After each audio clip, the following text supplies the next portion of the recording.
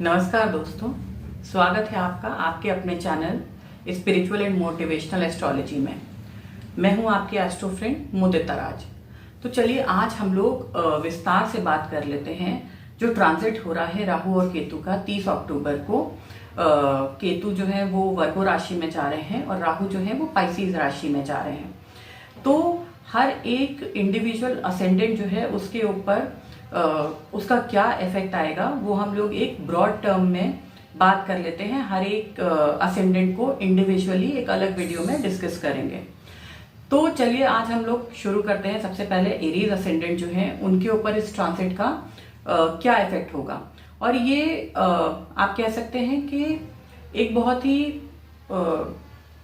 General, अगर मैं बोलूं तो जनरल प्रिडिक्शन है, क्योंकि हर जो ह्यूमन बीइंग है उसके चार्ट में अलग अलग जो है प्लैनेट्स की प्लेसमेंट्स होती हैं और अलग अलग कॉम्बिनेशन जो है वो कोई भी ट्रांजिट जो है, कोई भी गोचर जो है वो अलग अलग प्लैनेट्स को डिपेंड करता है। उसकी वजह से जो उनके प्रभाव हैं उनमें कोई ना कोई परिवर्तन आ जाता है। लेकिन अगर हम जनरल बात करें तो जनरल जो है एरीज असेंडेंट जो है उनके ऊपर क्या प्रभाव पड़ेगा इस ट्रांजिट का, आइए हम लोग डिस्कस कर लेते हैं।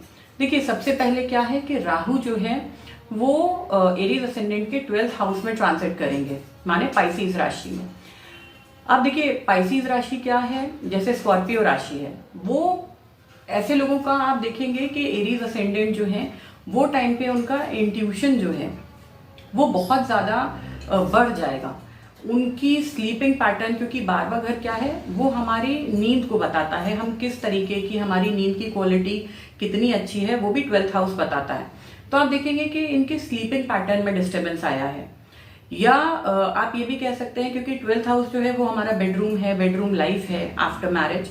तो आप देखेंगे कि उसमें भी काफी कुछ जो है ups and downs Aries ascendants जो है उनको देखने को मिल सकते हैं। उसके अलावा आप देखिए कि ड्रीम्स की अगर हम बात करें, सपने की अगर हम बात करें, तो सपना जो है वो भी हम 12th हाउस से ही देखते हैं। तो आप देखेंगे कि इनको बहुत अजीब अजीब सपने जो है वो इनको आ रहे हैं और कई बार क्या हो रहा है कि वो सपने जो है वो सच भी हो जा रहे हैं। मतलब इस टाइम पे ये लोग बहुत अनयूजुअल और बहुत अजीब सपने देखेंगे और नींद जो है इन्हीं कारणों की वजह से डिस्टर्ब रहेगी और स्लीपिंग पैटर्न इनका जो है वो बिगड़ जाएगा, स्लीपिंग साइकिल इनकी डिस्टर्ब हो जाएगी, जिसकी वजह से इनका क्या है कि अगर आपकी नींद पूरी नहीं होती है तो उसका इफेक्ट आपके अगले पूरे दिन पे पड़ता है।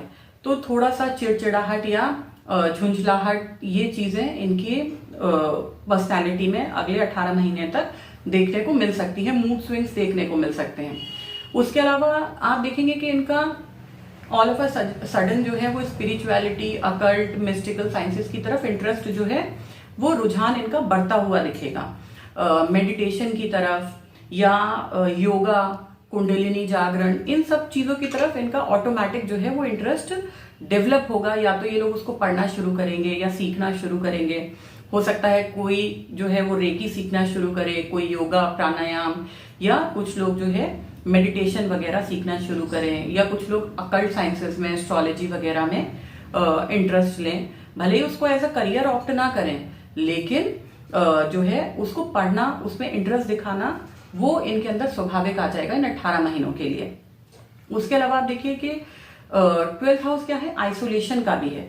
वहां पे जब राहु जैसे प्लैनेट आ जाते हैं तो वो एक बहुत लोनलीनेस की, खालीपन की फीलिंग जो है वो एरीज असेंडेंट जो है वो 18 महीने फील करेंगे और अंदर से उनका क्या इच्छा होगी कि हम संन्यास ले लेते हैं, दुनिया जो है वो बहुत अच्छी नहीं है, लोग जो है बहुत सेल्फिश है। मतलब इस तरीके के थॉट्स के क्यों ना भाई हम किसी पहाड़ पे चल के रहें, किसी आश्रम में जाके रहें, या इस तरीके का जो फीलिंग है, मिक्स्ड फीलिंग उनके अंदर आप पाएंगे कि इन 18 महीनों में बहुत ज्यादा निकल के बाहर आएगी। अकेले रहने का मन करेगा इनको, बहुत ज्यादा जेलप होना जो है इस बीच में ये लोग पसंद नहीं करेंगे। उसके अलावा क्या है कि देखिए 12वां घर हॉस्पिटलाइजेशन का भी और छठा घर बीमारियों का है। छठे घर में केतु आ रहे हैं, 12वां घर हॉस्पिटलाइजेशन का है। तो हो सकता है कि कोई सर्जरी या कोई इस तरीके की प्रॉब्लम जो है जिसकी वजह से, कोई मेडिकल हेल्थ इशू जिसकी वजह से आपको हॉस्पिटलाइज होना पड़े, उसकी भी संभावनाएं बनती हैं। लेकिन उसके लिए हमें और प्लैनेट्स को भी देखना पड़ेगा कि ये राहु केतु का जो ट्रांसलेट हो रहा है उस पे और कौन कौन से प्लैनेट्स हैं जिनका इफेक्ट आ रहा है, या 12वें घर में और कौन से आपके चार्ट में कोई प्लैनेट बैठा है, या 8वें घर में कोई प्लैनेट बैठा है, तो वो सब भी हमें कंसिडर करना पड़ेगा। जैसे कि मैंने आपको स्टार्टिंग में बताया, ये एक जनरल प्रिडिक्शन है कि ये संभावनाएं हो सकती हैं, बाकी आपके चार्ट के ऊपर निर्भर करेगा। उसके अलावा आप देखिए कि 12वां घर क्योंकि foreign travel, foreigners, foreign culture का भी होता है, तो बहुत सारे लोग जो वेट कर रहे थे विदेश जाने के लिए, अगर बाकी कॉम्बिनेशंस उनके चार्ट में अच्छे हैं तो ये टाइम पे पूरी पॉसिबिलिटी है कि उनको विदेश जाने का अपॉर्चुनिटी मिल सकता है ये टाइम पे। और ये भी हो सकता है कि उनका किसी फॉरेन कल्चर में बहुत ज्यादा इंटरेस्ट आ जाए, या वो कोई फॉरेन लैंग्वेज सीखना पढ़ना शुरू कर दें। जरूरी नहीं है कि हर आदमी फॉरेन ही जाए, हो सकता है कि अचानक से किसी का कोई नई लैंग्वेज में इंटरेस्ट डेवलप हो जाए। जैसे सपोज कर लीजिए कि भाई कोई फ्रेंच सीखना चाहता है, कोई जर्मन सीखना चाहता है, तो ये टाइम पे आप देखेंगे कि ऑटोमेटिकली एरीज असेंडेंट जो है उनका इंटरेस्ट उस तरफ बढ़ जाएगा, डेवलप हो जाएगा। अब हम बात कर लेते हैं, केतु जो है वो वर्गों में जा रहा है, और एरीज असेंडेंट जो है, जो कि काल पुरुष की कुंडली भी हम कह सकते हैं, वहां वो छठे घर में केतु जो है उनकी एंट्री हो रही है ये ट्रांजिट के 30 अक्टूबर को। तो अब देखिए सबसे पहली चीज क्या है, केतु है समर्पण, तो एक समर्पण का भाव इनके अंदर आप देखेंगे कि वो धीरे धीरे डेवलप हो रहा है, मतलब ये मेच्योर हो रहे हैं। आप हमेशा राहु केतु के ट्रांजिट को आप ऐसे मत समझिए कि हर बार कुछ खराब ही होगा, या आप ऐसे मान के चलिए कि ये हार्ड मास्टर हैं। कुछ होते हैं ना स्कूल में टीचर जो बहुत प्यार से समझा बुझा के प्यार से पढ़ाते हैं, अरे बेटा ऐसा मत करो, ध्यान से पढ़ो, मतलब। और कुछ ऐसे होते हैं जो डंडा उठा के जो है 4 डंडे लगा के कहते हैं कि पढ़ोगे कैसे नहीं।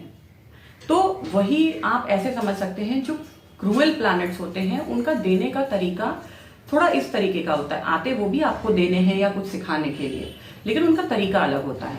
अब क्या है, केतु आपके छठे घर में गया, तो ये टाइम पे आप देखेंगे कि आपके अंदर बहुत समर्पण का भाव है, बहुत आप सोसाइटी से, दूसरों की दुख परेशानियों से, दूसरों की बीमारियों से बहुत ज्यादा कनेक्टेड फील करेंगे। अगर आप देखेंगे आसपास जो है कि कोई बीमार है, तो ऑटोमेटिकली आपके अंदर एक एम्पैथी की, एक सिंपैथी की फीलिंग जो है वो डेवलप होगी ये टाइम पे। क्योंकि छठा घर जो है वो कर्म का भाव भी है भाई आपका। हम अगर डेली का जो रूटीन देखते हैं वो हम छठे घर से देखते हैं, तो डेली रूटीन के घर में केतु आ रहा है, मतलब आप सेल्फलेसली दूसरों के लिए काम करेंगे ये 18 महीने।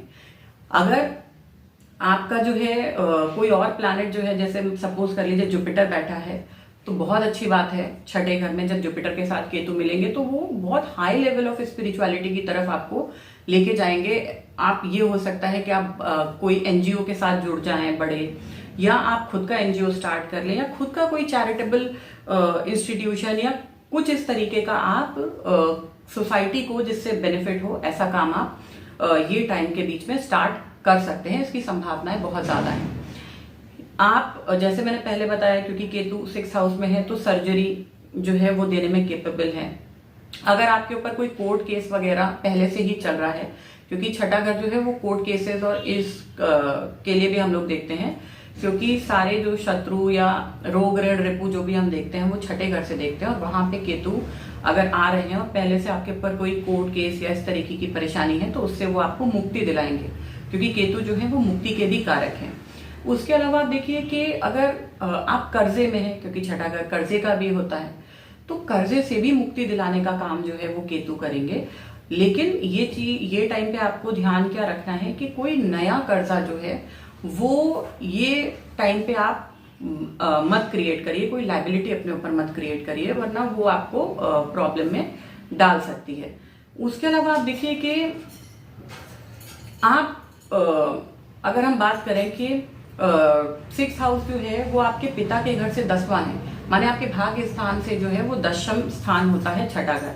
तो पिता को कोई परेशानी आ सकती है उनके प्रोफेशन में या बिजनेस में, उनके कर्म क्षेत्र में उनको कोई समस्या जो है वो आने की संभावनाएं बनती हुई दिखती हैं। और क्योंकि ये जो है 5वें घर से दूसरा घर है, माने 5वां घर आपका संतान है, तो संतान से ये दूसरा घर है, तो संतान को भी स्वास्थ्य संबंधी समस्याएं होने की आप कह सकते हैं कि थोड़ी सी संभावनाएं बनती हैं। तो आई होप मेरा ये एनालिसिस आपको अच्छा लगा होगा। आपके जो भी सुझाव हैं वो मुझे कमेंट बॉक्स में ज़रूर लिख के बताइएगा। कल हम लोग नई वीडियो के साथ आपसे मिलेंगे, जिसमें कि हम लोग इसी ट्रांजिट को टॉरस असेंडेंट जो है उसके ऊपर भी चेक करेंगे। तो आई होप मेरा ये वीडियो आपको अच्छा लगा होगा। आप लोग मेरे चैनल को सब्सक्राइब कीजिए, मेरी वीडियोस को लाइक कीजिए।